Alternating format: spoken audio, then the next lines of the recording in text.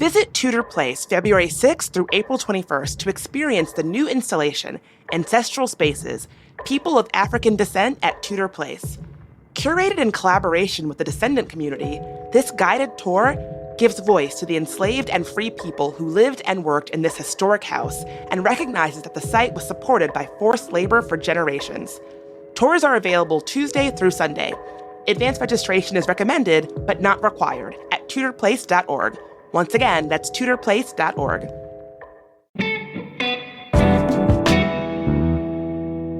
Today on CityCast DC, conversations about the Caps and Wizards potentially moving to Virginia are just one more strike against DC's downtown as a meaningful destination.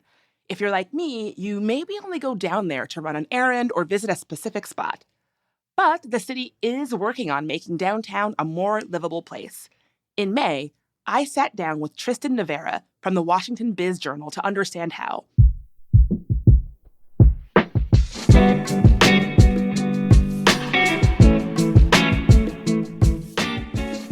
Today's Wednesday, January 24th.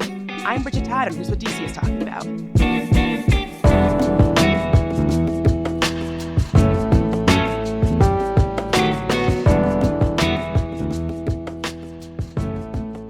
So Tristan, people are trying to make DC more livable. Isn't DC kind of already livable? Like, in what ways is DC not livable that folks are trying to make it more livable now? You know, the interesting thing is DC is kind of livable. Think about the last time you went downtown that was for a reason other than to go to a restaurant. A lot of us in the past couple of years haven't really had the chance to go and do that. There's certainly a decent number of apartments for young single people. There's just kind of a small number of, dorms and that sort of thing. But it's not really a true neighborhood in the sense of you don't see kids out there playing, riding their bikes. You don't even think about that sort of thing for downtown DC, and that's kind of the problem that it's having.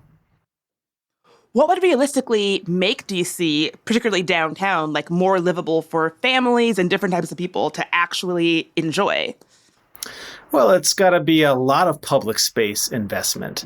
So downtown DC has about 27 acres of green space, but how much of that is locked up in kind of federally controlled, very plain parks, right? There are a few options as far as where you take kids to go to play.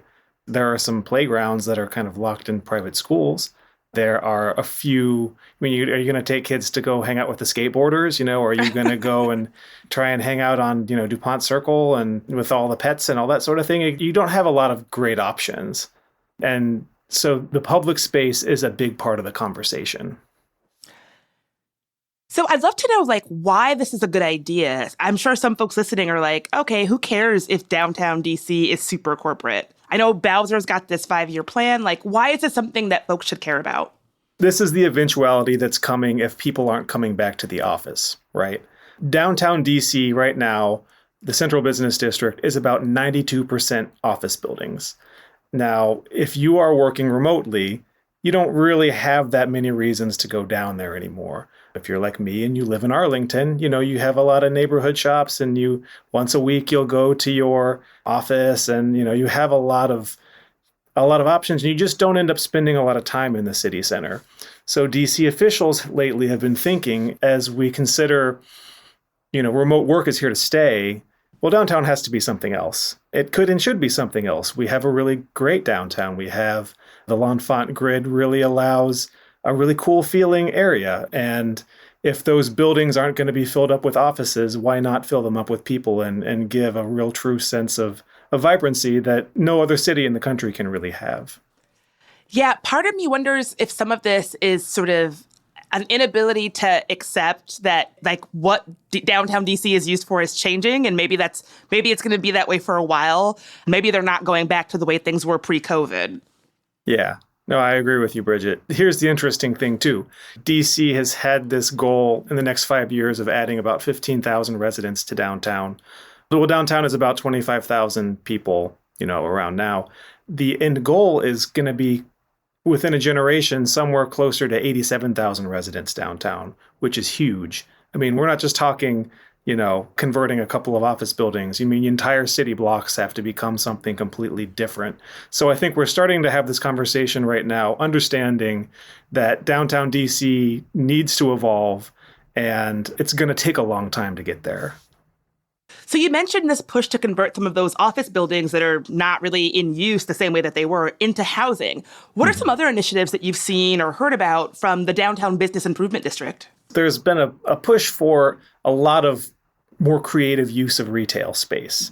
So here's a real kind of corporate kind of issue that DC has. They used to have a lot of restrictions on what's called like light manufacturing, which we're not talking about like machine shops or whatever. In DuPont, where there's that nice donut shop that you can watch the donuts kind of being made on site, and there's a little production like that. You actually can't build stores like that in DC in very many places because it's forbidden by zoning. Well, if we ease up on some of the zoning, it lets us build more things in some of those corner shops so everything isn't just a Starbucks. Imagine a brewery that can brew beer on site. Imagine, a little more food production. Imagine a creative space, a shop where you can make some of those wares right there in downtown DC. Those kinds of things really go a lot towards making downtown feel like a neighborhood. And there's a lot of kind of push to rethink certain rules that were instituted, maybe in the 70s, maybe in the 80s, with a certain goal in mind that doesn't apply anymore. Right. So you've mentioned like easing up on some of these zoning restrictions. Are there other things that it would take to realistically make DC more livable, like to actually have it be something that could possibly be implemented? It's definitely being considered how to use green space and how to revive some of the buildings. DC's height limit really prevents a lot of building further up from where we are now in the city center. But there have been a lot of rules that have kind of been built around, rooftops and penthouses. We've had a few architects talk about, well, some of that space in the mid-block, kind of in between these buildings that used to be just kind of used as parking and loading. Maybe we should rethink those things and make them kind of pocket parks. You got to have more places to walk to. You got to have more places you can take your kids to. You got to have a lot of those kind of third place environments that make downtown just feel more comfortable and less like you need to be there in a suit and go to wherever you need to go to and then stop at Tate on the way and then stop at Tate on the way home. Yeah, we definitely do not have a lot of real third spaces in the downtown area. Like everything is pretty much, as you said, geared toward like, oh, you're stopping in if you happen to still be in the office or, maybe popping in to go to dinner or engage in some sort of commerce. There's not really spaces to just like exist in public and not be buying something or engaged in some sort of reason why you're there. Yeah. And certain parts of the corners of downtown have started to understand that well. Of course, DuPont Circle has done a lot better during the pandemic, and a lot fewer of the shops there have closed because it already was very residential. There's been some thought that NoMa has done really well because there's a lot more residences there, but NoMa wasn't really planned thoughtfully in advance, and that creates some of the struggles there.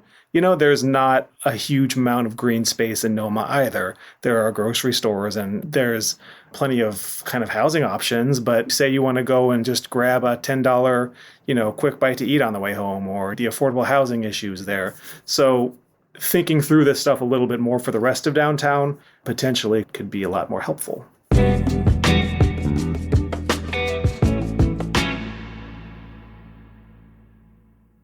Let's be real, lawsuits are not fun. But with Paulson & Nace, at least they're a little easier. Paulson & Nace is a DC law firm in every sense of the word. It was founded here in 1979. The two partners, Chris and Matt Nace, were both born here and are local leaders who care deeply about the DC community. Paulson & Nace handles medical malpractice, wrongful death, and other complex injury cases when someone has been hurt by the negligence of others. And they don't just settle every case. They'll go to court. They'll fight for you. Paulson & Nace has even been recognized as one of U.S. News' best law firms. So, if you have been hurt or have lost a loved one because of someone else's mistake or negligence, call Paulson & Nace for a no-obligation consultation. Visit www.paulsonandnace.com or call 202-463-1999. So you mentioned making things more pedestrian friendly, like a place that you would want to bring your kids to walk around. I've seen renderings for a real life version of this, like a pedestrian only zone in places like Chinatown. What does this look like? Yeah, so the downtown bid has really been thinking about Chinatown because it's right in the middle of all these different cool things. There are a few different ideas in play for how to revive some of those roads. I think they'd like to see kind of a road diet where some of the lanes get closed down in favor of more buses and maybe a more kind of pedestrian-friendly experience. The real thing is a lot of Chinatown is built for walking on sidewalks while a bunch of cars drive by you. You can't really hang out there. There are certain chances to. I mean, the Christmas market is really fun. And it proves that people want to go there. They just don't have a reason to stick around if they're not buying something. So if these roads are redesigned so that there's more space for people to spend time outside, they think that people will just spend a lot more time there. So I know that they, in Chinatown, already do that when there's game days, like they shut down the roads and for the Christmas market. Do you know if they're suggesting shutting stuff down around the arena or like other areas in the Chinatown area? It's a combination of everything. I mean, they're really looking at 6th, 7th, and 8th streets, especially. There are certain kind of the idea of maybe funneling some traffic towards a few larger streets and then leaving others to be a little bit more, either make it so that there's just only buses can go through this area, or maybe certain time of the day this road is closed to traffic. Maybe some of these don't need, traffic at all. Maybe we should really look at kind of the way that Silver Spring closed down, a central kind of thoroughfare. Maybe downtown DC has a few roads like that where you can kind of funnel them away from cars and towards people. I know another part of this conversation with making DC more livable is the crime rate. Crime is seriously up this year, and there's this feeling that downtown is less safe than it used to be just because it's emptier. So how does that factor into how officials are thinking about moving forward?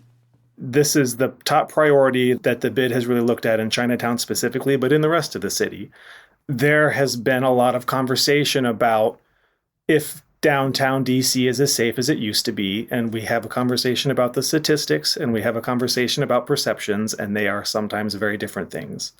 I think when you think about the future of downtown DC, you have to really think about it equitably. You have to really think about it as though saying, seeing homeless people is not a scary thing. It should not be this thing that is this problem. It's something that needs to be looked at in a very careful and very empathetic way. I think as we have these conversations, being very careful to understand that is going to help a lot. Okay, so let's say that DC commits to all of this. How long would it actually take to implement? Well, it'll take a while, and it's definitely not without controversy. And this is what a lot of the downtown property owners have said. Trying to take cars away from DC, it's a tough process. And, the reality is there are 690,000 residents in the District of Columbia and, 5.5 million in Maryland and Virginia. You're going to have a lot of people who experience DC by commuting there one way or another. And we'll leave out any conversation about how the metro's doing and just really look at, you can't build up because of the height limit. You can't build down because we are still in a swamp. So how do you make the city accommodating to people who are coming in from kind of the edges of town? And that's really what DC needs, because those people aren't coming into work anymore. You want to have a reason to bring them there. Tristan, thank you so much for being here. Always a pleasure. But hey, thanks again, Bridget.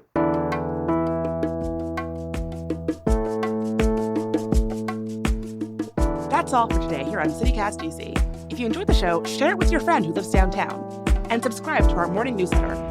We'll be back tomorrow morning with even more news from around the city. Talk to you then.